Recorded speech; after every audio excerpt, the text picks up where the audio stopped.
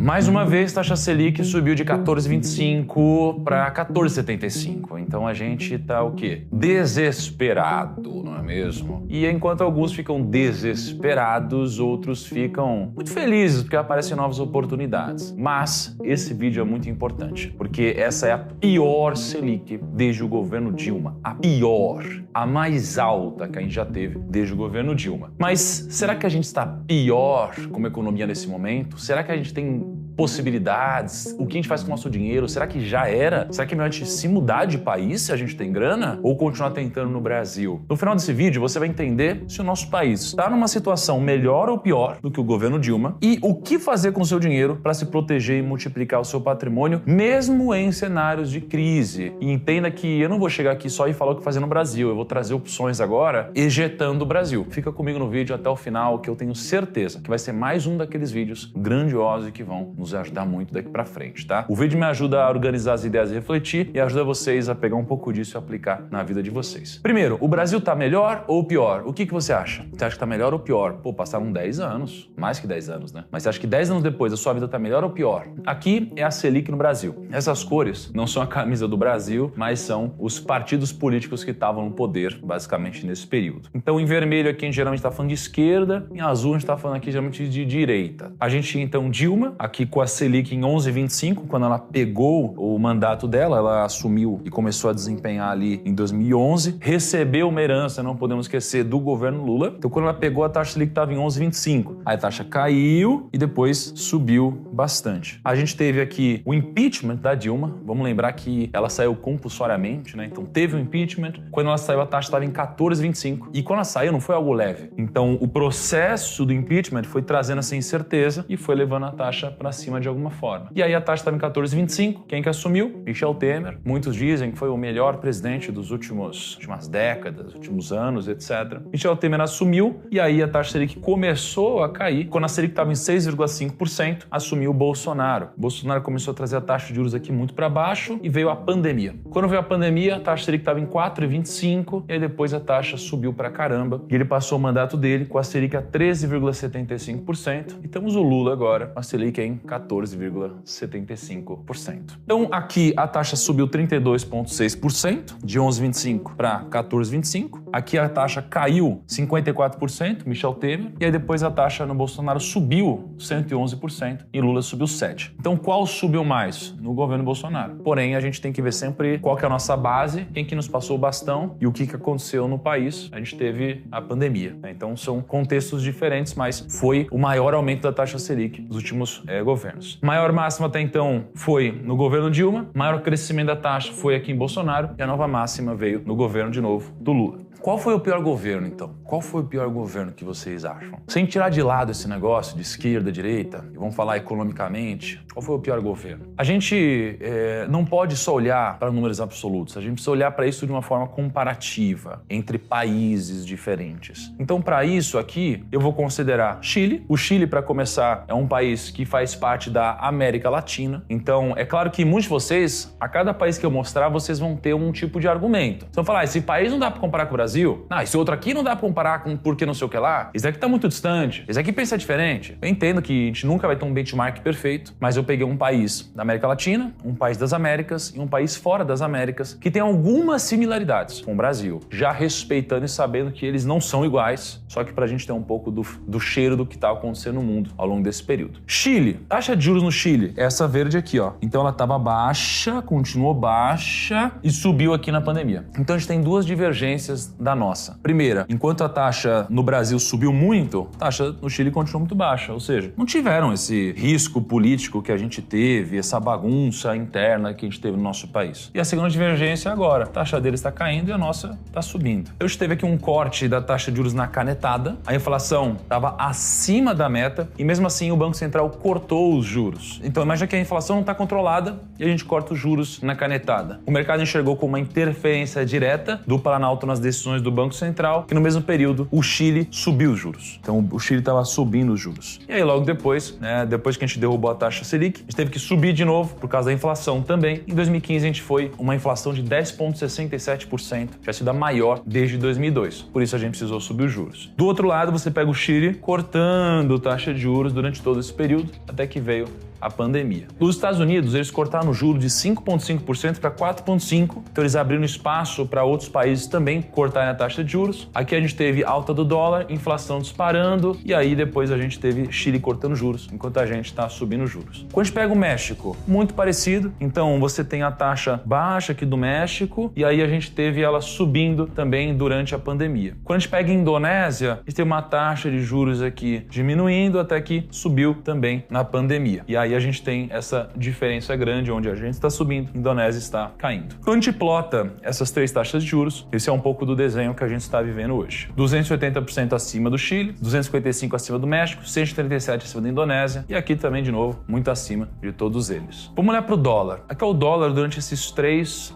mandatos. A gente teve Dilma, o dólar estava 1,65, vocês têm noção disso? O dólar estava 1,65, vocês lembram disso? Em 2011, gastar em dólar era 1,65, cara. O dólar foi para 3,46 no impeachment. Depois disso, o dólar foi para 3,87 com Temer, ou seja, ficou muito parecido, mas subiu um pouco. Aí a gente teve Bolsonaro, explodiu o dólar para 4,88, basicamente aqui durante a pandemia. Aí ele passou o dólar a 5,34 pro Lula. O dólar chegou a bater 6,30 e hoje está na casa de 5,70. Olha esse gráfico do dólar. Você lembrava que o dólar estava tão baixo aqui? Mas o que será que aconteceu com outros países? Porque não adianta olhar só para o nosso. A gente teve, então, uma alta aqui de Dilma em 109% do dólar, 12% em Temer, 38% em Bolsonaro, 7% em Lula. E quando a gente compara com outras moedas, a gente tem uma visão mais clara sobre o que de fato está acontecendo. Chile, também tivemos uma alta constante do dólar ao longo do tempo. O dólar ele ficou muito mais forte do que a moeda no Chile. O dólar também ficou muito mais forte que a moeda no México, por mais que o México agora tenha ganho um pouco de valor na moeda dele. E no caso da Indonésia, a mesma coisa. Não tiveram alta tão expressiva quanto o Brasil, mas todos eles tiveram o dólar se valorizando frente à moeda deles. Porém, aqui o dólar se valorizou 109% frente ao real. Frente ao Chile, 40%, frente ao México, 52%, frente à Indonésia, 45%. O que isso significa? Que dentre essas moedas, a moeda que mais se desvalorizou perante o dólar aqui foi o real. Quando a gente olha para cá, a moeda que mais se desvalorizou frente ao dólar de novo foi o real. Quando a gente olha para cá, a moeda que mais se desvalorizou frente ao dólar foi o real. E aí quando a gente olha para cá, Chile e Indonésia tiveram uma desvalorização maior do que a nossa, mas ainda assim muito em linha. Então a gente teve uma desvalorização muito grande frente ao dólar nos últimos 10 anos. Se você não teve então uma parte do seu capital investido em dólar, provavelmente você ficou mais pobre globalmente falando. Independente do governo do país, o dólar ele só teve uma única direção. Ele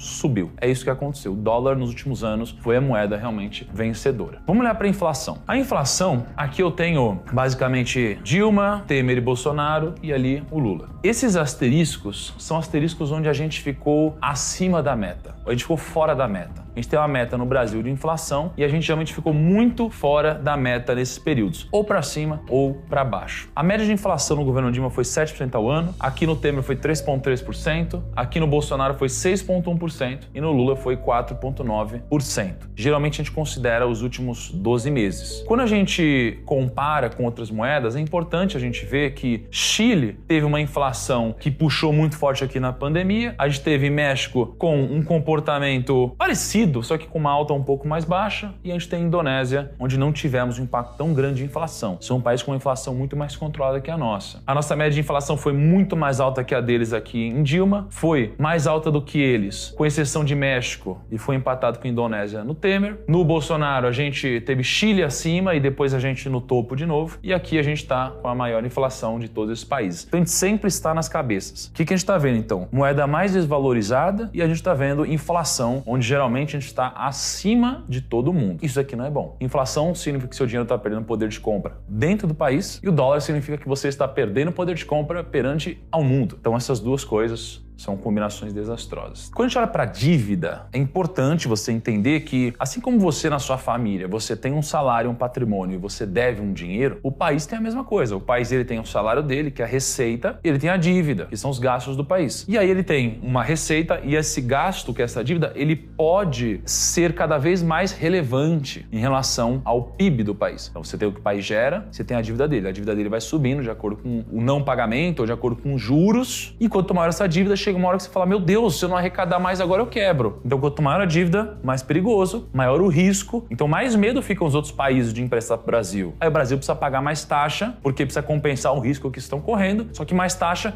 aumenta também a dívida e que aumenta o risco e é uma loucura. Então a gente tinha uma dívida em relação ao PIB de 52% no começo de Dilma aqui. A gente entregou pro Temer a 67%, aí o Temer entregou pro Bolsonaro a 69%, aí a dívida explodiu, foi para 75%. Mas é porque a gente teve pandemia, na pandemia começamos a fazer um monte de ação para salvar o país, porque no final das contas é isso, um monte de gente desempregada, empresa fechando, ninguém vendia, ninguém comprava, pessoal em casa, a gente morrendo, cara, precisa dar incentivo, aumenta a dívida. Só que o que aconteceu aqui é que o Bolsonaro conseguiu, acho que muito também por causa de Paulo Guedes junto, diminuir essa taxa de dívida. E esse 75 foi para 71, ele entregou 71 pro Lula e agora a gente já tá com uma dívida aqui de 76%. 76% que foi acima do que Bolsonaro pegou. Quase um all-time high, né? Tirando essa partezinha aqui da pandemia. A dívida cresceu em Dilma 33%, Temer 10%, o Bolsonaro pegou a 69% e foi para 71%. Então, cresceu aqui 2% em número absoluto, né? E aí a gente teve o Lula que pegou de 71% e foi para 76%, um crescimento de 8%. Só que vamos comparar com diferentes países aqui. A gente tem dívida do Chile crescendo absurdamente, gente. Olha isso aqui. Olha como cresceu a dívida do Chile. México também cresceu muito, mas não igual. Indonésia também cresceu muito. Todos esses países aqui, eles tiveram uma dívida crescente que foi louca, uma dívida louca de crescimento. Então, se eu ploto todas essas linhas, você vê que esses países todos ficaram mais endividados, de alguma forma, né? Então, o Brasil aqui foi o que mais cresceu a dívida, porém aqui já não ficou na frente desses outros países, certo? E por mais que o governo Dilma, ele pareça pior, a gente não pode negar uma coisa. A situação econômica do Brasil vem degringolando nas últimas décadas. A Selic está nas máximas históricas, o dólar não para de subir, a inflação não para de subir e a dívida do país não para de subir. E aí eu te pergunto, é essa conta que você quer deixar para as próximas gerações? É essa conta que a gente quer deixar, que eu aqui, como alguém que produz conteúdo de finanças, que me sinto responsável por muitas das coisas hoje que são aplicadas, que não são, que são ensinadas, são discutidas em finanças, é isso que você quer deixar para as próximas gerações? Eu acho que não. Daqui a pouco tem a parte 2 do vídeo, eu vou te explicar o que eu acho que você poderia fazer com o seu dinheiro para se proteger, mas antes disso eu quero te dar um recado. Porque como não é isso que eu quero deixar para as próximas gerações, eu postei recentemente, não sei se vocês viram, né? A gente fez um vídeo super bonitinho. A gente anunciou basicamente que o meu filho está vindo, e aí mais recentemente anunciamos que é uma menina, então vou ter uma menininha linda, maravilhosa, incrível. Não é esse mundo que eu quero deixar para ela, não é. E não é esse mundo também que o meu sócio, Bruno Perini e a Malu, querem deixar para Maria Tereza. A filha deles nasceu agora, a gente anunciou que a gente está grávido, então a gente vai ter a nossa filha nascendo e a gente quer deixar um legado para elas. E é por isso que a gente vai fazer pela primeira vez, eu e meu sócio Bruno Perini, um lançamento juntos. A gente vai unir duas mentes, dois métodos com um único propósito, que é deixar você mais rico. Então a gente está preparando um lançamento para vocês. A gente vai lançar no dia 9 de junho, pela primeira vez, um programa juntos, onde a gente vai juntar o do Meu Milhão com dividendos e todos os meus produtos educacionais de investimentos. E a gente vai juntar o Verde Renda e todos os produtos educacionais de investimentos do Bruno Perini para você, de uma única vez. A gente nunca fez isso, então provavelmente vai ser o nosso melhor e maior lançamento que já fizemos até hoje. Se você quiser entrar na lista de espera já para ter uma série de benefícios, descontos, bônus e também para ser avisado na data correta, é só você entrar aqui no link da descrição para você ser avisado. Pela primeira vez a gente vai fazer esse lançamento e até peço ajuda para vocês para ajudar a gente a criar um nome. Eu tava pensando em criar o Do Mil ao Viver de Renda. O que vocês acham disso? Bom, deixa nos comentários sugestões, vocês vão ser mais criativos do que eu. E como a gente está falando de legado, a ideia aqui é que você compre esse programa educacional e você ganhe mais uma inscrição para que você possa entregar para alguém menor de idade da sua família, para que essa pessoa também possa seguir esse legado. No final das contas, você vai comprar uma inscrição e vai ganhar a segunda. Então, você vai ter mais informações na página, mas é isso que a gente vai fazer. Segundo, vamos então. O que fazer com o seu dinheiro? O que você faz com o seu dinheiro nesse cenário tão caótico de que a casa está caindo, the house is down? Fundo imobiliário, eu vou passar rápido por algumas dessas coisas, porque eu já mostrei em alguns outros vídeos, mas fundos imobiliários, o preço do valor patrimonial vem caindo drasticamente e aqui a gente tem um fundo de papel abaixo do valor patrimonial, fundo de fundos abaixo, escritórios abaixo, então tudo abaixo do valor patrimonial. Quando a gente olha para ações, a gente tem o EBITDA das empresas, que é o lucro operacional, que é a linha laranja, crescendo, e o preço aqui. Então você tem um gap gigantesco, ou seja, o preço não subiu, mas a lucratividade das empresas sim. Isso daqui é um fator interessante de desconto. Quando a gente olha para renda fixa em dólar, ou seja, tesouro direto em dólar, o tesouro dos Estados Unidos, a gente tem uma distribuição de taxas. Em 41% dos momentos dos últimos 15 anos, a taxa de juros esteve nos Estados Unidos de 2 a 3%. Em 27% dos momentos nos Estados Unidos, a taxa esteve entre 1 a 2%. Em 19% das vezes, a taxa esteve entre 3 e 4%. Hoje, a taxa está na casa de quase 4,5%. Quando a taxa está na casa de quase 4,5%, eu estou aqui num cenário que acontece muito raramente, que quase nunca acontece, entende? Então, o cenário que a gente tem hoje é um cenário muito raro, que realmente a gente está passando por um momento diferente. Aí no Brasil, quando você pega a NTN-B, que é o Tesouro IPCA mais uma taxa, em 47% do tempo no Brasil, a taxa esteve entre 5,5% e 6,5% mais inflação. A gente teve entre 6,5% a 7,5% mais inflação só em 7,7% das vezes. E aqui também uma grande distribuição. Hoje, a gente tem títulos no Brasil pagando inflação mais 7,5% até inflação mais 8%. Que